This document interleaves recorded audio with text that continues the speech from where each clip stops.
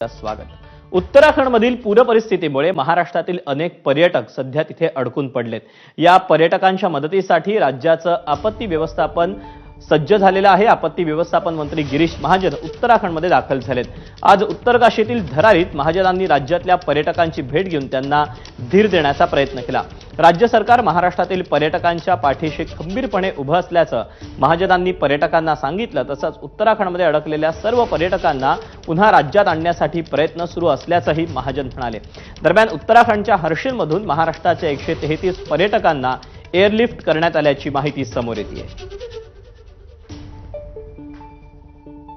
नाही, आम्ही त्यांचे आभार केले। त्यांनी स्वतः स्टेटस ठेवले, ते आमच्यासाठी खूप मोठी गोष्ट होती।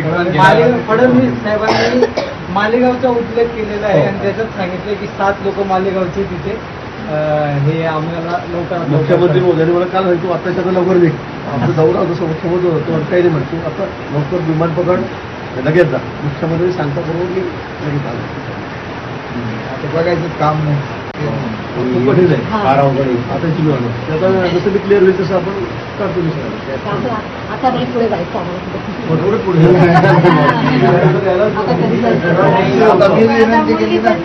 आता महाराष्ट्र सरकार तिकडनं सोबत आले का सगळे? सोबत आले का? ग्रुपच आहे आमचे साडे। अच्छा, नाशिकला जे डेजॉन आहे ना, नाशिकचं जे डेजॉन आहे हां हां हां हां ते आमचे